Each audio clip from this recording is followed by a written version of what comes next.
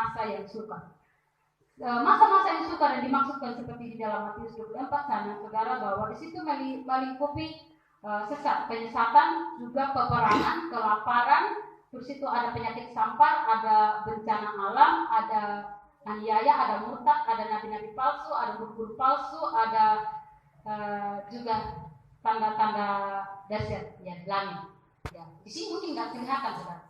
Kami yang ikut di grup akhir zaman itu, Bapak Ibu Saudara, di negara lain itu mataharinya merah. Ya, ada mungkin Bapak Ibu lihat video kemarinnya, merah mataharinya. Kalau kita sini belum terlalu mengalami, belum terlalu merasakan hal-hal yang dialami oleh negara-negara lain yang sudah mengalami masa-masa yang sukar ini. Ya, jadi tapi yang lebih kerennya dari tahun 2009 sampai dengan tahun 2019 kemarin, yang paling kerennya adalah grafiknya itu bencana alam yang terus naik. Itu yang naik terus ya. Jadi dari setiap masalah yang terjadi atau konsekuensi dari setiap masa-masa sukar ini, Bapak Ibu Saudara, terlebih pada saat ini tentang masa-masa yang kita alami, masa COVID-19 ini, bahwa selamanya kita harus pakai masker. Mungkin Bapak Ibu Saudara pakai masker juga malas-malas.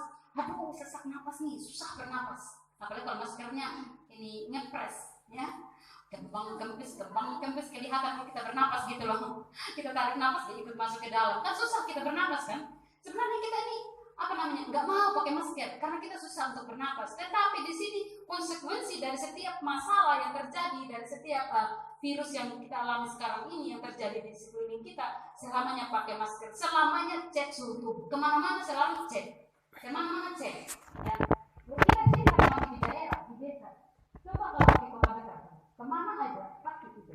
Terus itu selamanya dibatasi ibadah bersama. Sekarang ini kita sangat-sangat bersyukur di tempat ini, Bapak Ibu Saudara, kita masih bisa beribadah. Di kecamatan lain di Kabupaten Belitung Timur ini kita ibadah.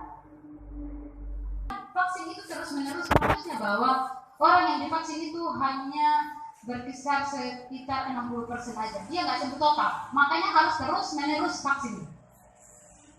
Ya, kita akan melihat hal-hal, mungkin kita berpikir bahwa itu kemajuan teknologi.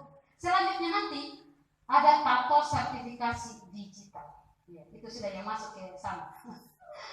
Itu yang kita persiapkan. Mungkin yang kemarin dari saya bilang, ini kan kemajuan teknologi.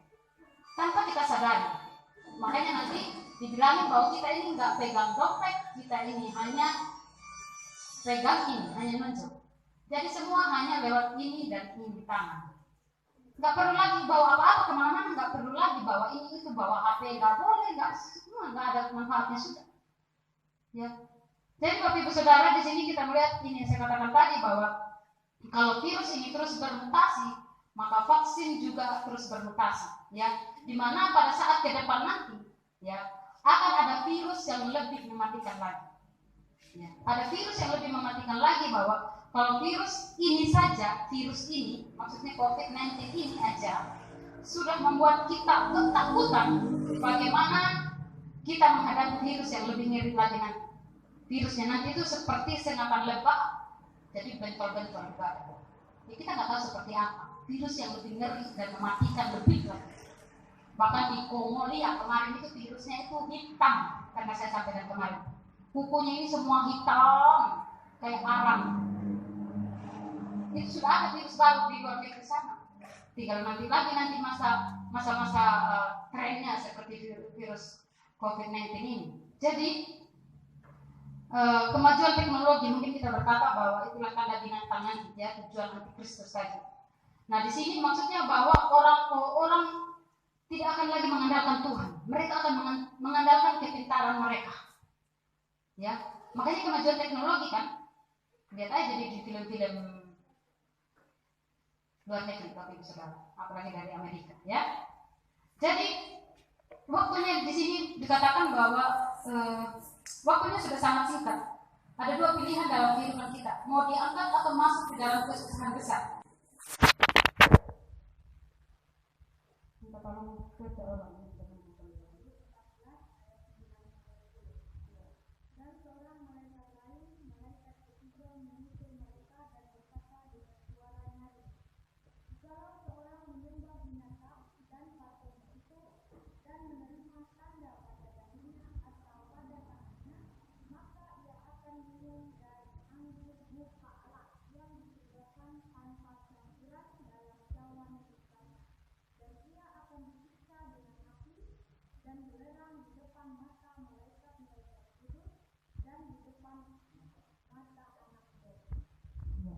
kasih. Puji Tuhan Bapak Ibu Saudara, ini yang saya katakan tadi bahwa masa-masa kesukaran ini, waktu Tuhan itu sudah sangat singkat. Ya, sudah sangat singkat. Kita mau diangkat atau masuk kepada kesusahan besar. Kalau kita nggak terangkat Bapak Ibu Saudara, maka kita akan disiksa dengan api dan belerang. Selanjutnya kita akan menerima bisul yang mematikan. Di dalam Wahyu 16 ayat 2, ya, bisul yang mematikan. Nah, pada saat ini sampai kali terakhir ya, sampai kali terakhir di dalam 1 Tesalonika sama juga dikatakan ya, 1 Tesalonika 4, kita akan baca. Lalu ya, tapi saudara pada saat masa pengangkatan ini sengaja saya sampaikan Bapak Ibu Saudara, tidak ada persiapan bagi kita. Jadi kita jangan bingung pada saat pengangkatan nanti tidak ada lagi yang pakai baju seperti ini, baju yang orang semua yang kita miliki tidak ada satu pun yang kita bawa. Mungkin ada yang sering menonton film-film ini, saya pernah lihat, saya senang dengan film itu, tapi kadang mungkin kadang enggak, kadang dapat sendiri maksudnya biasa orang yang dalam grup itu kan ada ya. Waktu dia terangkat langsung berubah, bajunya langsung baju jubah putih, terus penuh dengan kemuliaan Tuhan. Terus ada lagi yang lain sementara ibadah yang satu yang terangkat, bajunya semua terlepas, ada sekitar tapi sudah lihat orangnya sudah terangkat. Jadi sekarang ini kita harus perlu belajar tentang persiapan akan kedatangan Tuhan. Tapi Ibu Saudara, kita harus pastikan semua kita akan mengalami pengangkatan. Amin. Pengangkatan Bapak Ibu Saudara, jangan mau ketinggalan. Kalau ketinggalan siksaannya tadi sudah dikatakan oleh firman Tuhan, yaitu dia disiksa di api dan belerang. Ya. Syarat pengangkatan ini yang kita mau pelajari pada pagi hari ini ada 8 poin yang kita pelajari. Syarat pengangkatan Bapak Ibu Saudara, kita semua jangan bingung, kita mempersiapkan diri untuk kedatangan Tuhan. Ya. Yang pertama syarat pengangkatan yaitu punya minyak cadangan dan pelita menyala. Ya, apa yang dimaksud dengan punya minyak cadangan dan pelita menyala, yaitu kita memiliki iman yang murni di dalam Kristus. Amin. Ini syaratnya. Harus tahu Bapak Ibu Saudara, syarat pengangkatan. Kalau mau diangkat harus tahu syarat-syaratnya apa. Jadi kita tidak ketinggalan di dalam dunia untuk mengalami masa siksaan. Ya, syarat pengangkatan yang pertama tadi punya minyak cadangan dan pelita yang menyala, seperti di dalam Matius 25 tentang 5 gadis yang bodoh dan 5 gadis yang bijaksana. Ya, pilihlah gadis yang bijaksana Bapak Ibu Saudara yang selalu menyediakan minyak, yaitu pelitanya. Matius 25 ayat 3 dan 4 saya akan bacakan demikian firman Tuhan. 5 diantaranya bodoh dan 5 bijaksana. Gadis-gadis yang bodoh itu membawa pelitanya, tetapi tidak membawa minyak. Sedangkan gadis-gadis yang bijaksana itu membawa pelitanya dan juga minyak dalam buli-buli mereka. Haleluya. Bapak Ibu Saudara, punya minyak cadangan dan pelita menyala yang dimaksudkan bahwa kita terus memiliki iman yang kuat di dalam Kristus. Jangan kita seperti gadis yang bodoh, ya. Mereka hanya bawa pelita, tetapi nggak ada membawa minyak. Jadi ketika gadis-gadis yang bodoh itu membawa pelitanya, tetapi tidak membawa minyak. Ya, kita melihat ayat yang keempat, sedangkan gadis-gadis yang bijaksana itu membawa pelitanya dan juga minyak dalam budi-budi mereka. Jadi kita datang beribadah, kita terus memiliki iman yang kuat di dalam Tuhan. Kita jangan hanya bilang bahwa yang penting saya ambil absen di gereja, dilihat oleh teman-teman, dilihat oleh gembala, cukup bahwa saya ada. Tetapi lebih dari itu adalah hubungan kita dengan Tuhan, Bapak Ibu Saudara. Syarat pengangkatan yang kedua yaitu kerja keras mengerjakan talenta. Kerja keras mengerjakan talenta yaitu panggilan kita masing-masing, Bapak Ibu Saudara. Semua kita yang ada dalam ruangan ini kita mempunyai panggilan yang berbeda-beda. Apapun talenta yang Tuhan berikan padamu, Bapak Ibu Saudara, jangan dikubur. Jangan dikubur talenta. Seperti yang bisa mimpi pujian, jangan dikubur kebisaan. Yang bisa berdoa jangan dikubur, jangan didiami, jangan disimpan sendiri, tetapi dikembangkan. Yang bisa narik tamburin seperti anak-anak memang selama ini karena memang masa pandemi, jadi sepertinya kita diam-diam saja. Sebenarnya anak-anak punya talenta, apalagi yang lain. Apalagi ini persiapan mereka mau adakan harnas sekolah minggu juga harnas komunitas. Jadi anak-anak ini perlu dikembangkan kembali, ya. Jadi kita terus berdoa Bapak Ibu Saudara, kami hanya punya keinginan yang besar yaitu anak-anak ini kembali bertumbuh. Kami bilang kemarin kami bicara kalau benar mobil ini pick up ini keluar lagi dari sejalan, kami akan usahakan menjemput anak dari angkara kecil. Matius 25 ayat 21 saya membaca.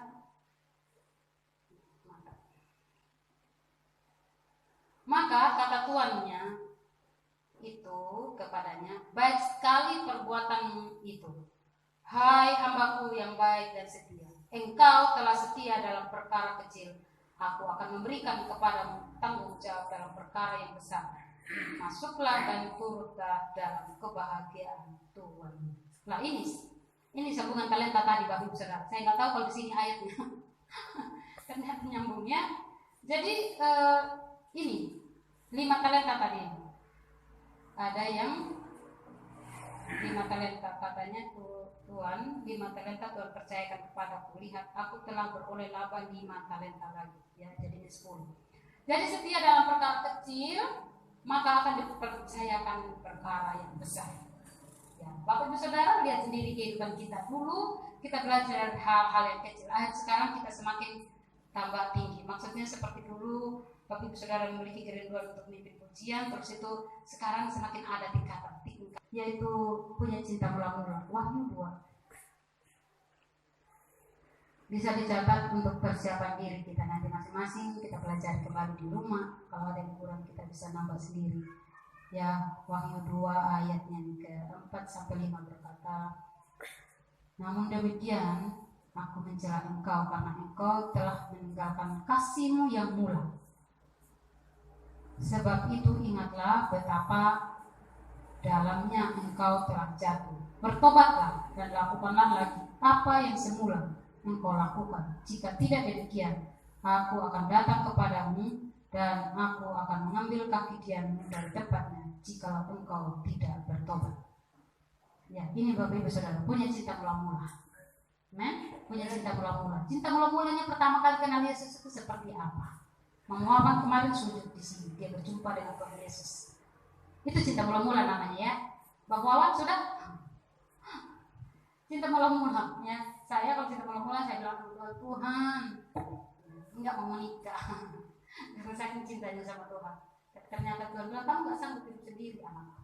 Karena sering sakit-sakitan kamu harus perlu suami yang menolong kamu. Saya berkomitmen dulu waktu sekolah kita saya enggak mau menikah, saya bilang.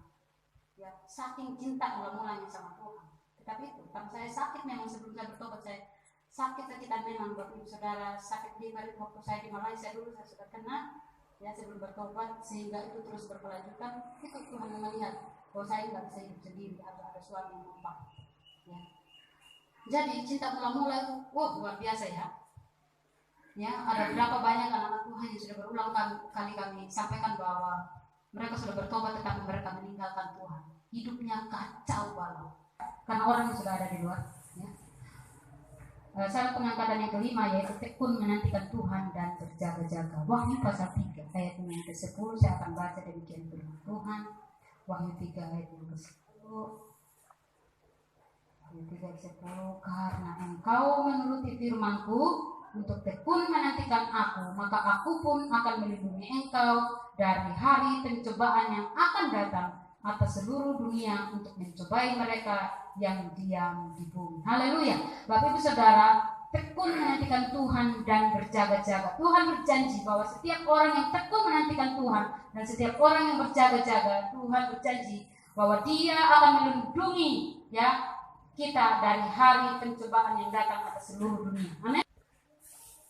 Mau terus dididik di Wahyu yang ketiga ayat yang ke-19 sampai 20 berkata, Wahyu 3 ayat 19 sampai 20 berkata, barang siapa kukasihi, ia kutegur dan kuhajar. Sebab itu relakanlah hatimu dan bertobatlah. Lihat, aku berdiri di muka pintu dan mengetuk. Jikalau ada orang yang mendengar suaraku dan membukakan pintu, aku akan masuk mendapatkannya dan aku makan bersama-sama dengan dia dan ia bersama-sama dengan aku. Haleluya. Jadi Bapak Ibu Saudara, poin yang kelima, yang keenam, mau terus dididik. Di sini Tuhan sudah berkata bahwa barang siapa yang Tuhan kasihi, maka dia akan apa? Dia akan tegur dan juga menghajar.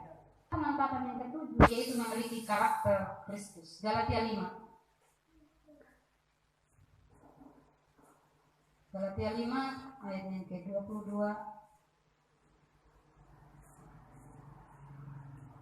Syarat yang keenam memiliki karakter Kristus. Galatia 5 ayat yang ke-22 berkata,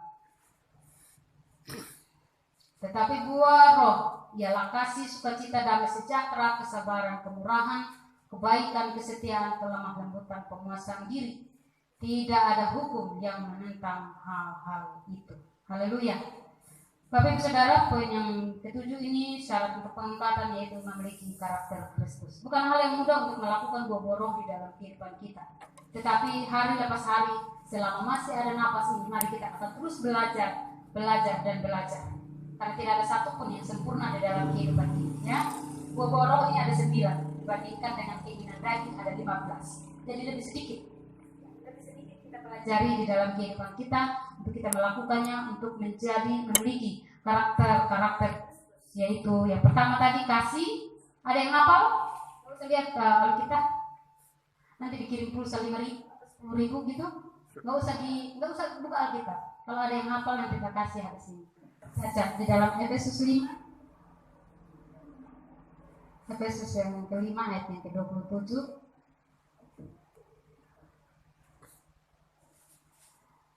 Efesus 5:27 demikian firman Tuhan, supaya dengan demikian ia menempatkan jemaat di hadapan dirinya dengan cemerlang, tanpa cacat atau keruk atau yang serupa itu, tetapi supaya jemaat kudus dan tidak bercela. Haleluya. Jadi poin yang terakhir syarat pengangkatan yaitu tidak bercacat keruk, ya. Harus hidup kudus, hidup suci, ya. Sudah dikatakan di dalam firman Tuhan ini, Efesus 5:27 ini. Jadi